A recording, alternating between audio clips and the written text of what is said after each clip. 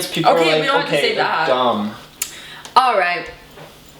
Hey guys, welcome to our first video. I'm Valerie. I'm Ben. And for our first video, we wanted to debunk some diet myths.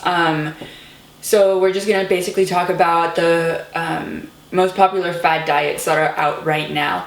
We just want to remind the viewers that most of these diets can be prescribed by a doctor for someone's medical necessity.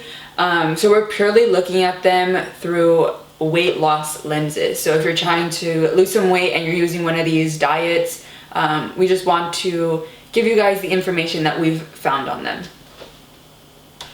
So one common diet trend right now is fasting, and there are a lot of variations of fasting.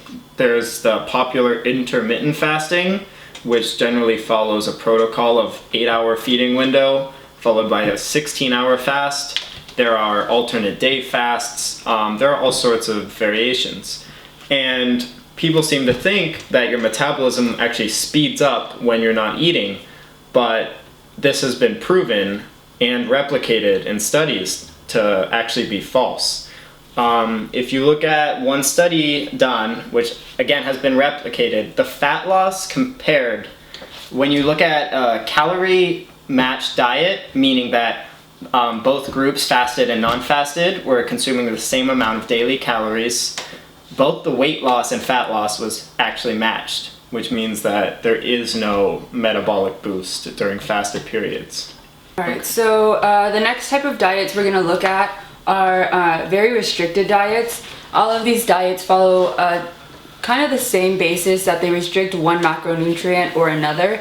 Typically it's fat or carbs. These diets are fad diets because they promise rapid weight loss and other health advantages. Overall, they promote that it's basically little effort for your goal, which is usually losing weight. Okay, so the ketogenic diet was originally invented in the 1920s to treat epilepsy and seizures. So the idea is the body will use fats as the main source of energy instead of carbohydrates. Unfortunately, this is not the same as burning body fat. Using fat for energy is different than burning fat. The first study we looked at was a 2007 study from the Pan-African Clinical Trial on weight loss. And they looked at the ketogenic diet and another low-carb, non-ketogenic low-carb diet. And the results were that they were effective in reducing body weight and insulin resistance. But the ketogenic diet was associated with several adverse metabolic and emotional effects. So overall, it just takes a toll on how you're feeling emotionally.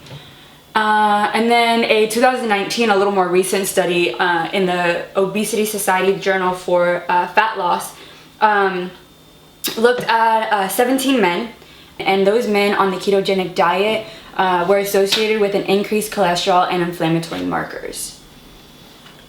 So one last thing to note with this ketogenic diet is the claim that people in the state of ketosis have improved cognitive function and sleep.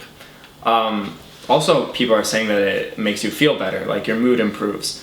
This was also disproven and has been replicated in another Pan-African clinical trial, and a 3-week study where there was sustained nutritional ketosis had no effect on the cognitive performance, sleep, or mood of any of the subjects. Okay, next we looked at the gluten-free diet.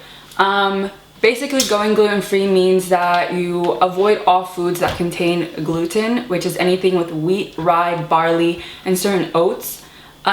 This diet is actually meant for a medical purpose for people diagnosed with celiac disease, which only makes up 1 to 2% of Americans. The first thing to disprove for this myth that going gluten-free is good for weight loss comes from the Harvard School of Medical Health, and they did a review on gluten-free diets, and they found 3 main points. The first being that many people who are on the gluten-free diet suffer from nutrient deficiencies, such as fiber and vitamin B.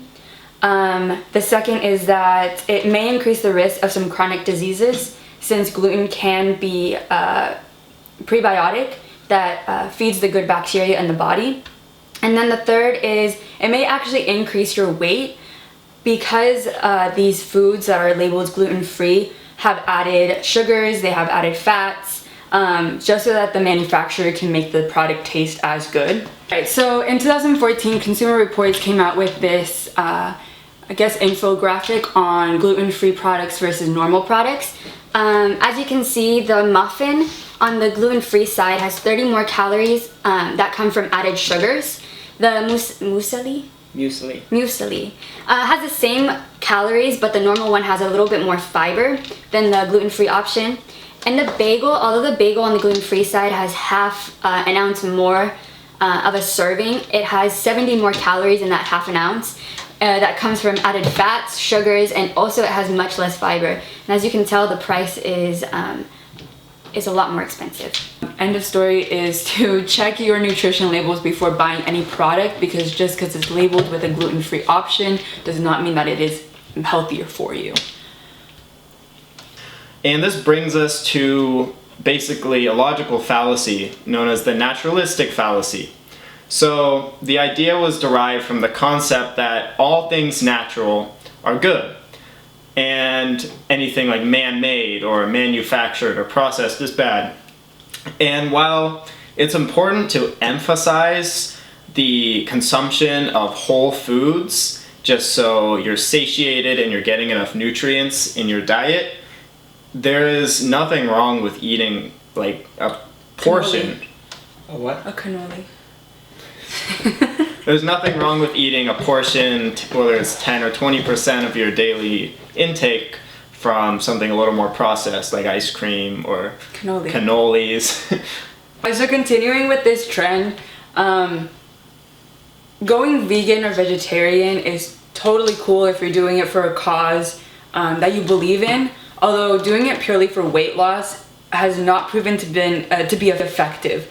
For a lot of these diets, people just lack some certain nutrients that are essential, such as protein or calcium, iron, and vitamin B12 that can only be found from animal sources. Yes, you can supplement with these products, but it's important to note that just because you're eating natural foods does not mean that you are consuming the right foods for your body.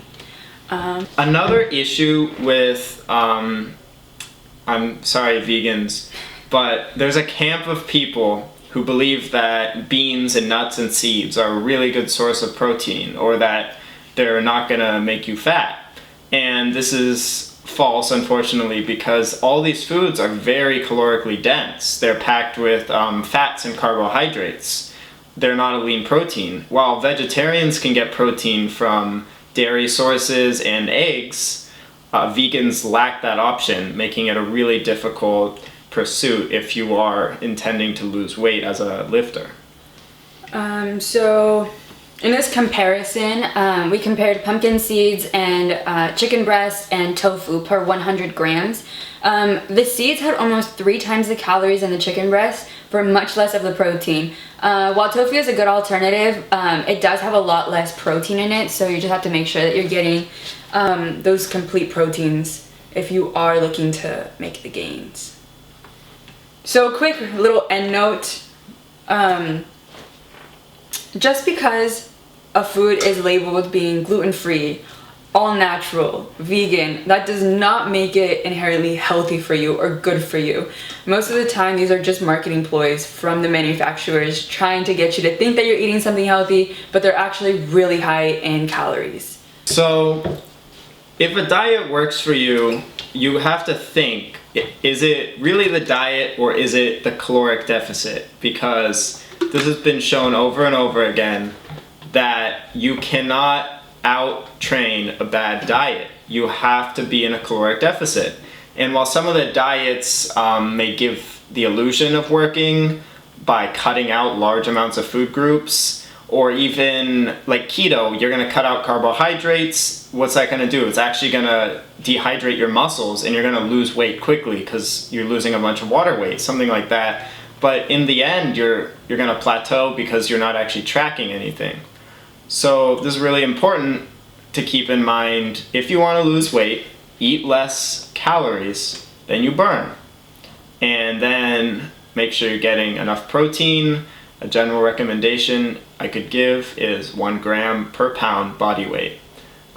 Really simple, that should be sufficient. We just really want to emphasize the negative long-term health implications that come from very restrictive dieting. It doesn't only cause harm physically by not getting your essential micronutrients, but it also messes with one's mental health and the way you view food in general. So if you check back next week, we're actually doing a video on how we approach food and I guess dieting, something that's called flexible dieting. If you guys can't wait till next week, we'll post some links below explaining these concepts. So please like and subscribe. That. Now I'm gonna eat a whole pint of ice cream. Yes. Send a kitty, please.